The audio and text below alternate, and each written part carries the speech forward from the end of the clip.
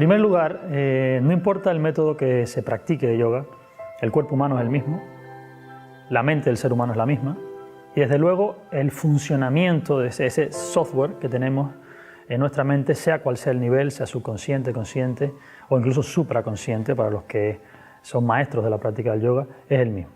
Está totalmente descrito en el Yoga Sutra y se podría, digamos, traducir a los occidentales de una forma simple como la precisión, la percepción y la integración, que son los tres elementos fundamentales o pilares sobre los cuales se debe sustentar una buena práctica de yoga. Ya repito, no importa si son principiantes o son experimentados y tampoco importa el método que se practique. ¿Por qué? Pues muy simple. La precisión es lo que permite discriminar si la sensación de diferencia que se produce entre los hemisferios del cuerpo, entre la banda derecha e izquierda o en la cara frontal y posterior, se produce por una mala postura, es decir, que es imprecisa la postura, o porque esa diferencia es inherente a nuestro cuerpo. Si estamos haciendo asanas o ejercicios de yoga y estamos haciendo pranayamas o ejercicios de respiración y percibimos esas diferencias y sentimos que un pulmón se llena más que otro o un lado de nuestro cuerpo pisa más fuerte que el otro y no tenemos precisión en la postura, ¿cómo sabemos cómo corregir esto? ¿De qué forma lo corregimos? Entonces, si no hay precisión, no sabemos cómo poner nuestro cuerpo en un estado de equilibrio. Eso es lo primero. Luego, la percepción nos permite la comunicación correcta del cerebro con cada una de las partes del cuerpo.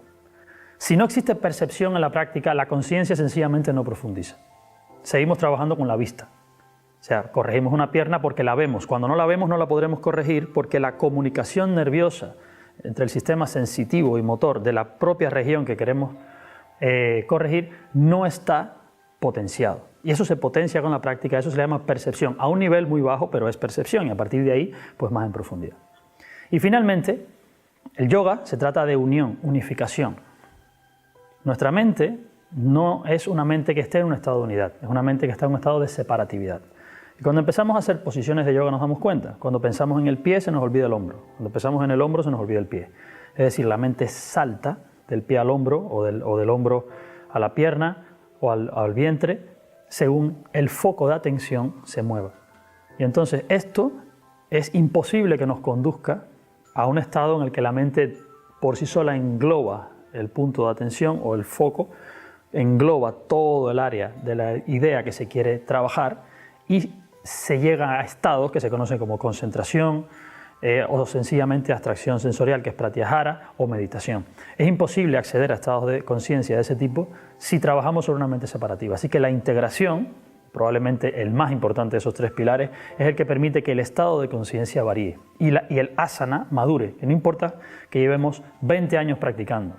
Si no hacemos las cosas de esta manera, el estado de conciencia, que es para lo que el yoga está diseñado, la mejoría de ese estado de conciencia y la evolución, no se produce.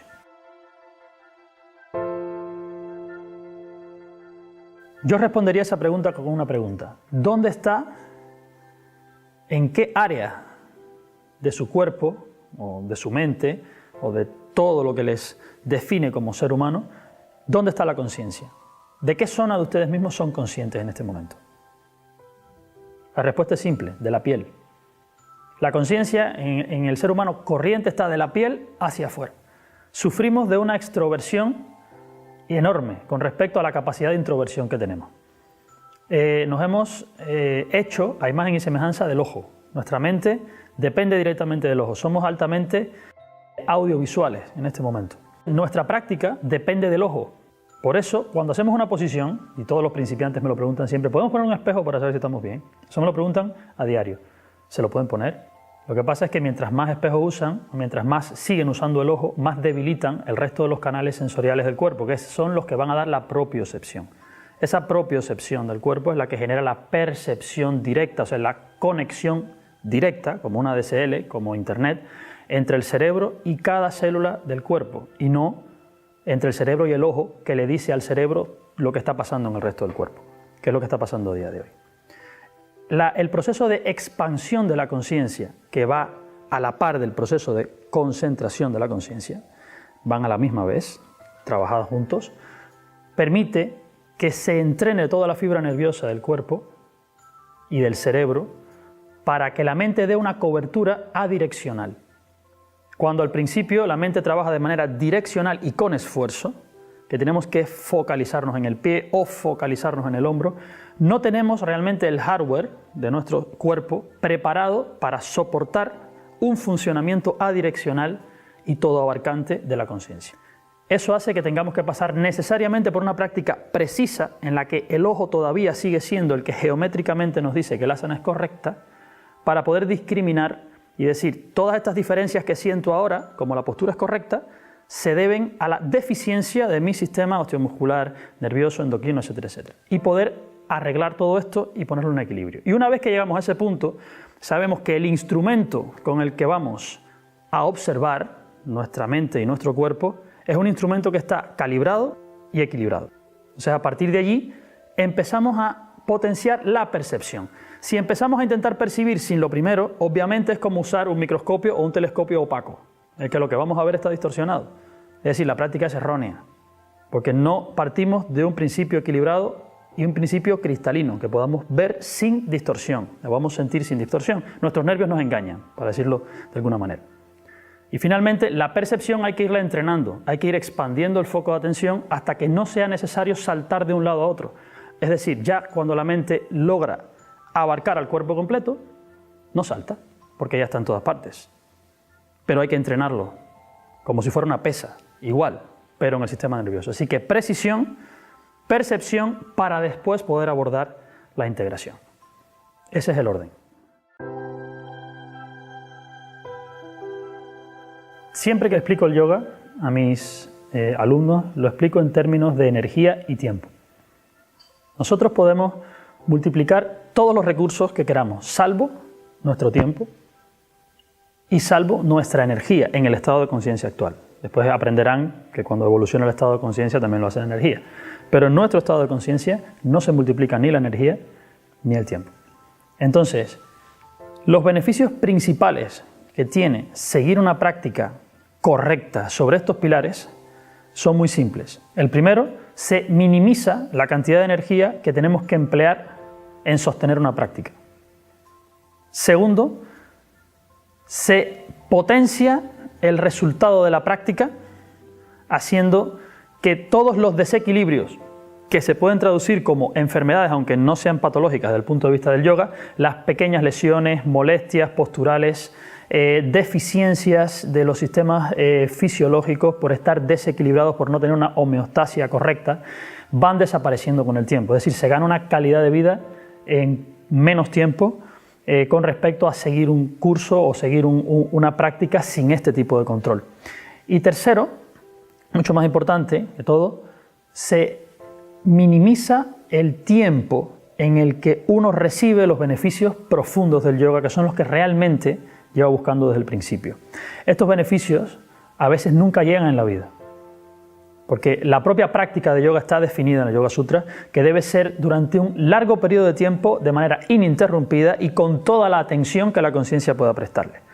Y en un momento actual en el que la extroversión que nos exige el propio sistema social en el que estamos viviendo en Occidente, es casi imposible que sin un método riguroso y ya optimizado nos planteamos, incluso a medio y largo plazo, convertirnos en yogis en el mismo siglo XXI en el que vivimos. Y el objetivo que yo tengo con estos tres pilares es que esto sea posible aquí y ahora, en mitad de esta sociedad. Que no sea necesario un retiro, que no sea necesario nada más que vivir aquí, pero hacer las cosas correctamente estructuradas y observadas, para que el resultado sea óptimo y nuestra energía y nuestro tiempo dedicados a ellos, mínimo. Ojalá hubiese tenido yo al principio de mi práctica una guía como esta, para comenzar a practicar. Yo les diría que tengan muy en cuenta que el yoga es uno de esos ejercicios en los que importa más la relación que establecemos con él que el resultado que da el ejercicio. Porque la transformación a la que está evocando el ejercicio de yoga no es una transformación meramente física. Por eso es un ejercicio que no es cuantificable únicamente en resultados de elasticidad o fuerza o equilibrio corporal. Como lo que se está dando en un ejercicio de yoga tiene un impacto profundo que llega al propio foco de atención de la conciencia y llega a nuestro estereotipo dinámico de conciencia, que es nuestro carácter, yo les pediría que, sin olvidar la meta, que es, por supuesto, el aumento de la calidad de vida, les diría, no pierdan tiempo, no gasten o hagan esfuerzos inútiles. Busquen la forma óptima de llegar lo antes posible a un estado en el que puedan discriminar si su práctica es correcta o no, que es el verdadero estado de independencia de un practicante de yoga. Mientras tanto, estamos siempre pendientes de que alguien nos corrija o que algún manual nos enseñe. El objetivo de nuestro trabajo, todo nuestro trabajo, es que hayan practicantes de yoga, no personas dependientes del ojo ajeno para que practiquen o para que sepan cómo se hace el yoga. Ustedes pueden lograr en poco tiempo, por experiencia propia se los digo, pueden lograr en poco tiempo una corrección de sus molestias principales durante la práctica y una potencia en su estado energético y en su capacidad de discriminación, que les haga llegar al nivel y la calidad de vida que ustedes están esperando. Les diría que se fijaran en este enlace que está justo debajo, que entraran y que de forma gratuita vean la información que hemos preparado.